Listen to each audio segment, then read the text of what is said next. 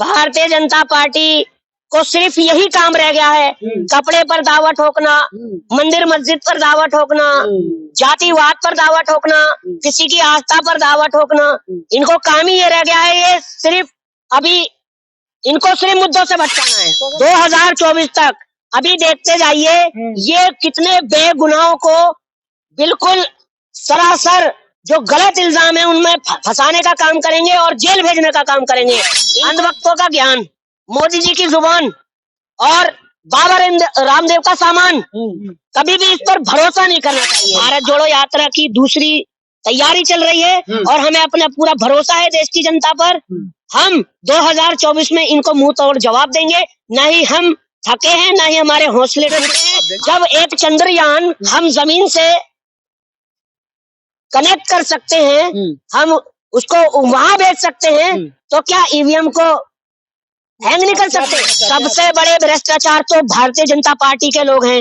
आप अमित शाह जी के लड़के की जांच कराइए, अमित शाह जी के लड़के की जांच कराइए। जैसा कि अगर 50,000 करोड़ रुपया उनसे पूछा जाए, 300 करोड़ रुपए से कहां से इतना बड़ा आपने 50,000 करोड़ रुपए आए, कहां से आए? क्यों? जांच तो आपकी भी होनी चाहिए ना। भगवा पहन के आप कांग्रेस की बढ़ाई कर रहे हैं। क्यों भगवाधारी कोई क्यों? भगवे पे क्या भारतीय जनता पार्टी का नाम लिखा है? सटीक खबरों का सीधा असर। आप देख रहे हैं एनसीआर समाचार। 210 करोड़ का घोटाले आरोप लगे, क्या बोलेंगे? देखिए, अभी बीजेपी के जो मंत्री हैं उनके बेटे पर अभी बहुत बड़े संगीन आरोप लगे थे और उनकी वीडियो वायरल हुई थी। 400 करोड़ रुपए की एक वीडियो वायरल हुई जिसमें वो सौदा करते नजर आ रहे हैं। 300 करोड़ रुपए की एक वीडियो वायरल हुई थी, 250 करोड़ रुपए की एक वीडियो वायरल हुई थी, क्योंकि वो भारतीय जनता पार्टी के मंत्री के बेटे हैं। इस वजह से मीडिया ने नहीं दिखाया। आप मुझे बताइए, 210 करोड़ रुपए की मैंने माना कि उनके घर पर पैसा मिला है, मगर अभी पुख्ता जांच होगी, उसका कोई सबूत नहीं है कि वो 210 करोड़ रुपया मतलब फर्जी है या बिना टैक्स के रखा हुआ है। वो टैक्स दे रहे हैं, अपने घर पे कोई भी रख सकता है इतना पैसा अगर आप टैक्स दे रहे हो तो।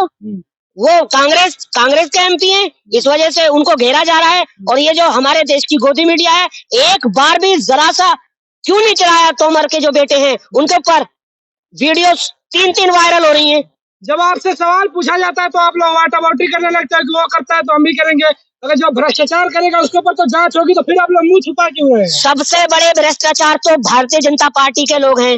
आप अमित शाह जी के लड़के की जांच कराइए, अमित शाह जी के लड़के की जांच कराइए। जैसा कि अगर 50,000 करोड़ रुपया उनसे पूछा जाए, 300 करोड़ रुपए से कहां से इतना बड़ा आपने 50,000 करोड़ रुपए आए, कहां से आए? क्यों? जांच तो आपकी भी होनी चाहिए ना। भगवा पहन के आप कांग्रेस की बढ़ाई कर रहे हैं। क्यों? भगवाधारी कोई क्यों? भगवे पे क्या भारतीय जनता पार्टी का नाम लिखा है? कैसा आप प्रश्न कर रहे हैं? भगवा तो सभी पहन सकते हैं, ये भाई एक संत और फकीरी कलर है। अच्छा, बिल्कुल। लेकिन इस पर कुछ लोग तो दावा ठोकते हैं कि बीजेपी का आदमी है।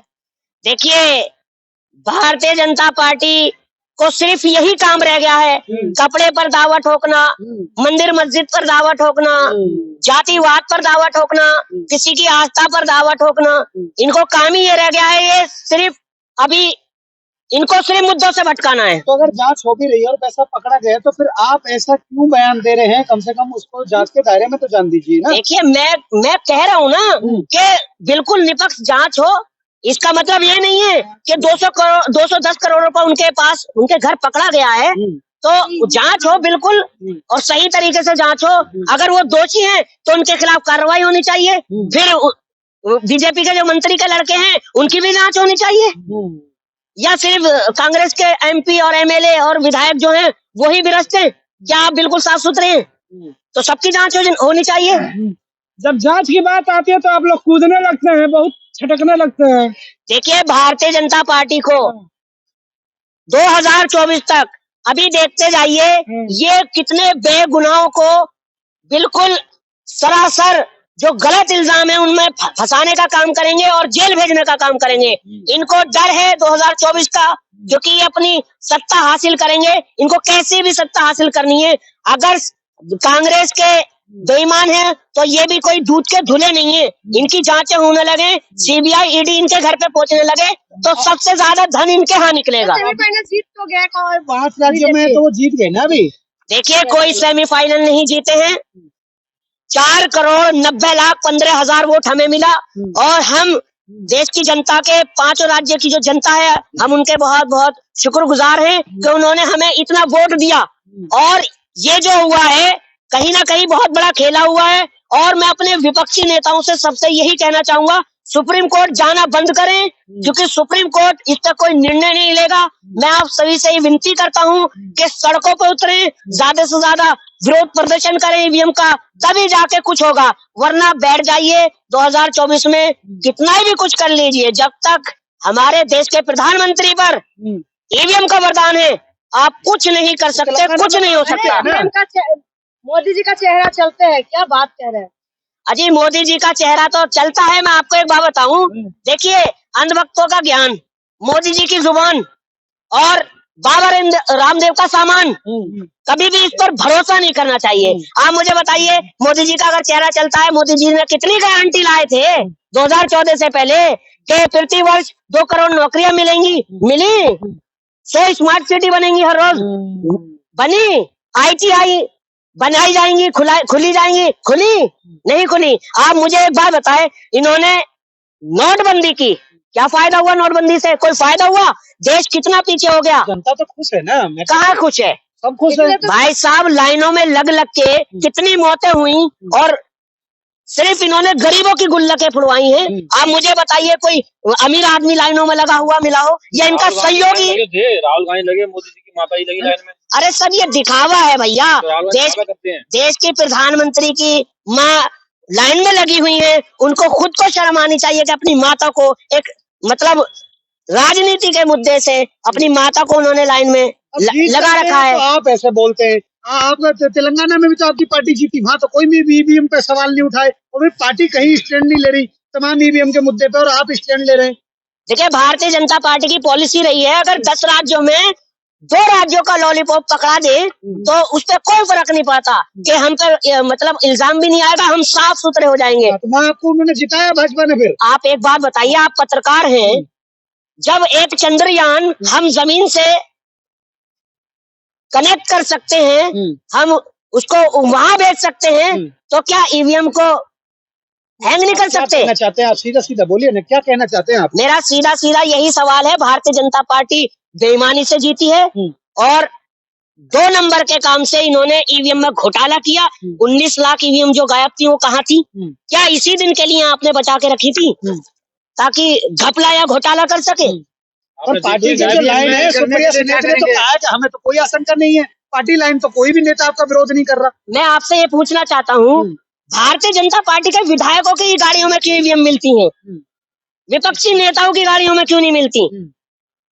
मैं भी कह रहा हूँ कि हमारे जो कांग्रेस के जो बड़े नेता हैं, वो बिल्कुल नकार रहे हैं इस चीज को, मगर मैं भी उनको एक सलाह दे रहा हूँ कि सुप्रीम कोर्ट का चक्कर लगाना बंद कर दें, क्योंकि सुप्रीम कोर्ट भी इनकी गोद में बैठा हुआ है। जब तक आप देश के प्रधानमंत्री के घर पर जाकर विरोध नहीं करेंगे, चुनाव आयोग पे विश्वास नहीं है, बिल्कुल भी विश्वास बिल्कुल नहीं है। आप रोड पर उतर के हिंसा फैलाना चाहते हैं? हिंसा कौन? भैया, हिंसा नहीं, देश को बचाने का काम कर रहे हैं। 2024 में अगर आपने 210 करोड़ घर से निकल जाए और आप बोल रहे हैं कि रोड पे निकलो, अभी साबित हो गया कि वो काला धन है या 2 नंबर का पैसा है। पैसा तो मैं तभी कह रहा हूँ, अगर जांच में साबित होता है तो बिल्कुल जो हुआ है वो बिल्कुल सही है, और जब जांच उनके खिलाफ ना हो तो फिर 210 करोड़ रुपया काय का 2 नंबर का पैसा। अच्छा मेहताब जी, आप लोग ईवीएम पर सवाल उठाते हैं, लेकिन ये जो 210 करोड़ का घोटाला निकला है, इस प्रकार के कितने घोटाले कांग्रेस की सरकार में हुए, क्यों नहीं मान लेते हैं कि घोटाले का कारण ही कांग्रेस की हार है? आप बार बार यही सवाल करे जा रहे हैं, 210 करोड़ रुपए का घोटाला, क्या आपके पास आ गई रिपोर्ट? जांच चल रही है या सबको पता? भाई साहब, हमारे देश की एजेंसियों पर न्यूज नहीं आती, सबसे पहले तुम पत्रकारों पर आती हैं। पहले वहाँ दूध का दूध पानी का पानी होने तो दीजिए। कभी तोमर के बेटे के लिए भी कहोगे कि उसकी जांच हो? ये जो वीडियो वायरल हो रही है, आप भारतीय जनता पार्टी के प्रवक्ता लग रहे हैं, मुझे पत्रकार कम लग रहे हैं। मान लीजिए ना। 2014 से पहले तो भी जीती थी ना कांग्रेस, उस समय ईवीएम क्यों नहीं हैक करती थी? देखिए हमारी बहुत बड़ी गलती रही कि हम ईवीएम लेकर आए। हमारे देश के जो पूर्व प्रधानमंत्री थे मनमोहन सिंह जी ने कहा भी सोनिया जी से, देखिए हम ईवीएम लेकर आए थे देश की जनता के लिए, देश की जनता के भले के लिए। हम ईवीएम इसलिए नहीं लाए थे कि भारतीय जनता पार्टी उसका दुरुपयोग करे, उसका गलत इस्तेमाल करे, और ये लोकतंत्र की हत्या है। अगर भारतीय जनता पार्टी जीती है तो ईवीएम घोटाला हो जाता है। अच्छा, आप ईवीएम दूसरे देशों से उस समय कांग्रेस लेकर के आए जिसमें दूसरे देशों में ईवीएम बैन हो चुका था। आप मुझे एक बात बताइए, जिस देश से ये ईवीएम आई और जहां बनी वहां बैन है, तो फिर आप क्यों चला रहे हैं इसे? इसमें कैसे अरे तो आपके नेता फिर भी तो समर्थन कर रहे हैं ईवीएम का, ईवीएम को बयान नहीं दे रहे, और आप हो कि ईवीएम खिलाफ मोर्चा खोले बैठे हो। क्या चाहते हो इसमें? देखिए ऐसा चाहते हो? देखिए 2024 में कुछ नहीं होगा, ये जनता को फैसला करना पड़ेगा। और अगर आपके अपने रोजगार को बचाना है, अपने किसान को बचाना है, अपनी देश की बेटी को बचाना है, तो आपको सड़क पर आना होगा और ईवीएम का विरोध करना होगा। मैं ये 100% लिख के कह रहा हूँ, ये सब ईवीएम का खेल है। मैं भी घूमा हूँ भाई राज्यों में, जनता कह रही है हम वोट नहीं दे रहे, तो कहाँ से भारतीय जनता पार्टी जीत रही है? मध्य प्रदेश में गया था, मैंने ही मध्य प्रदेश घुमाया, वहाँ आपके नेता जो कांग्रेस की पार्टी है वो नेता वो पब्लिक तक पहुंच ही नहीं पाई। आप मुझे कॉन्फिडेंस में थे। मैं भी मध्य प्रदेश गया हूँ, ग्राउंड जीरो पे रिपोर्ट की है मैंने। आप मुझे एक बात बताइए, हाँ बताइए। सर्वे आने से पहले 3 दिन आने से पहले सारे नेशनल चैनल कांग्रेस को दिखा रहे, सारे आईपीएस आईएएस अफसर, आईबी अफसर, प्राइवेट चैनल सब कांग्रेस को दिखा रहे हैं कि 5 राज्यों से में बहुत बड़ा बदलाव होने जा रहा है और 5 में से 4 राज्य कांग्रेस जीतने जा रही है। बदलाव हो तो गया ना। इतना ओवर कॉन्फिडेंस में क्यों रहते हैं आप लोग? ओवर कॉन्फिडेंस नहीं है, ये हमें पूरा भरोसा था अपने देश की जनता पर। अच्छा, आप क्या लग रहा है 24 में कैसे निपटेंगे फिर? अगर आपको तमाम जो चीजें अगर दिक्कत लग रही है ईवीएम में, तमाम चीजों में, तो 24 में कैसे मुकाबला करेंगे? देखिए भारत जोड़ो यात्रा की दूसरी तैयारी चल रही है और हमें अपना पूरा भरोसा है देश की जनता पर। हम 2024 में इनको मुंह तोड़ जवाब देंगे। न ही हम थके हैं, ना ही हमारे हौसले टूटे हैं। आज भी हमारे आपसे यही पूछ रहे हैं, कैसे जवाब देंगे? देखिए मुझे जो सिर्फ भरोसा है और विश्वास है, देश के जो चीफ जस्टिस चंद्रचूड़ हैं, सिर्फ उन पर भरोसा है और वो 2024 से पहले ईवीएम को बैन जरूर कर जाएंगे। बैन होगा? बिल्कुल होगा।